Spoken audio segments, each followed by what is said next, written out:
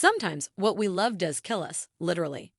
This is the story of Don Brancheau, a renowned Seaworld orca trainer whose death shocked the world. Brancheau's orca shows brought millions to the park, millions of dollars and millions of guests. None of this mattered on February 24, 2010, when she was killed by one of the orcas she had come to know and love over the years. Dawn Brancheau made up her mind when she was 10 years old, back when she was still Dawn Thuries Loverd, and her parents took her to Seaworld in California. She had known right then and there what she wanted to be when she grew up. Seeing Shamu, the world's most famous orca, perform one of the routines at Seaworld was enough to convince the little girl. She wanted to work with animals.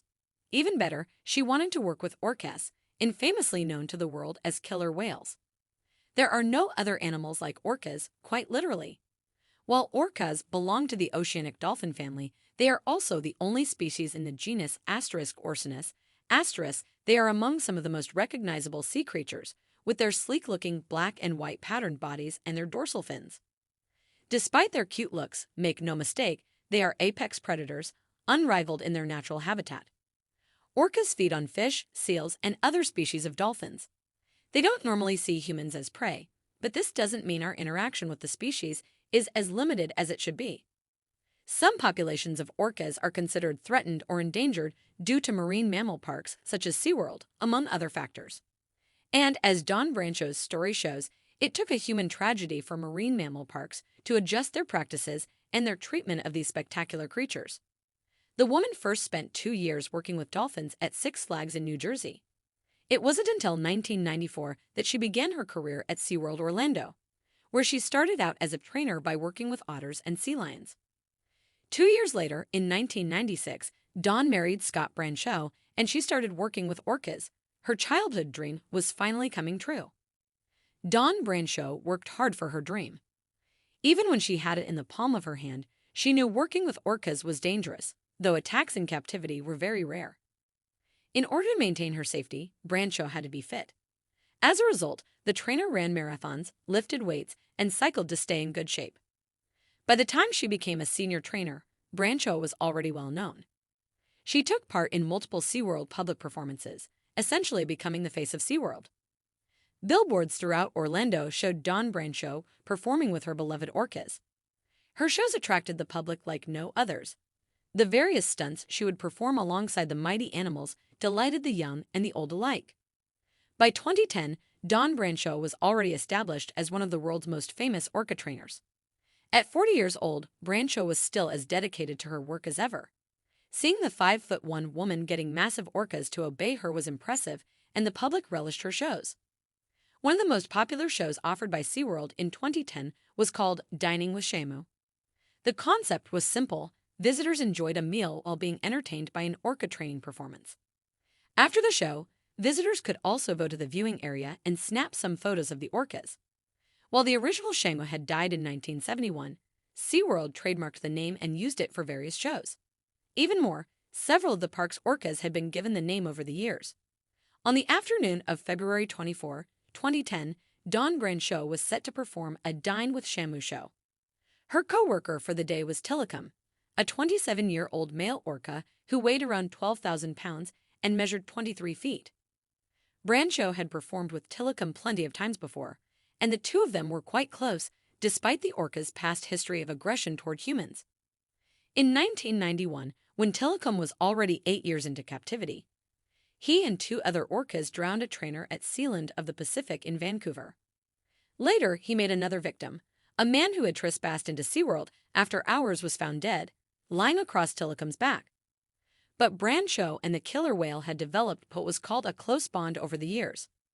According to John Hargrove, a senior trainer at Seaworld, Tilikum had a great relationship with her, and she had a great relationship with him. Even more, Tilikum seemed to love Brancheau, and Brancheau most certainly did love the whale. But it was all about to change on February 24, 2010. The show went well at first. Tilikum was obedient, performing all the stunts the way he was supposed to. Brancheau was not alone with the whale. The practice was for each trainer to have at least a spotter, a trainer who would ring an alarm and throw a rope or net into the tank if a trainer were to be attacked by a whale. On that Wednesday, Brancheau worked alongside 2 spotters, Jan Topoleski and Lynn Shaver. The show went well, and soon enough, it was over. After the stunts, Brancheau usually had a bonding session with the orcas just before visitors could come and take pictures of the animals. And it was during the bonding session that it all went horribly, horribly wrong. The 40-year-old was interacting with the orca, nose to nose, and then something happened. Something that terrified the audience. From where Jan Topolescu was standing, it seemed like Don Brancheau's long hair floated on the water directly into Tillicum's mouth. Brancheau struggled to free her hair from the orca's mouth, but Tillicum was known to be possessive. He disliked letting go of his toys. While Topolescu and others saw the whale getting a hold of Brancheau's hair, other witnesses claimed the orca had actually grabbed the woman by the arm. No matter which of these was correct, there was no doubt about what happened next. Tillicum pulled Brancheau into the pool, submerging the woman underwater. They struggled for a bit. The orca swung the woman in his mouth. Seconds later, Brancheau was seen trying to swim toward the surface. Tillicum retaliated. He struck Brancheau, but the woman persisted. Once again, the orca struck Brancheau, then he immediately began swimming underwater with Brancheau in his mouth. The animal was agitated, swimming erratically. Staff tried to regain control by slapping the water, but Tillicum seemed to have forgotten his training.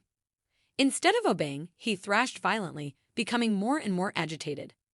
Finally, 30 minutes after Tillicum had begun his attack, several Seaworld employees were able to redirect the orca into a smaller pool.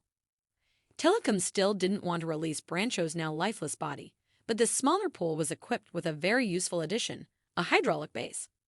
The bottom of the pool could be raised, which essentially beached the animal. Staff members then used a net to extract Don Brancheau from Tillicum's mouth. Brancheau had suffered horrible injuries. Her spinal cord had been severed in the attack, and she had been scalped. Tillicum kept attempting to get Brancheau's body even after she was removed from the water.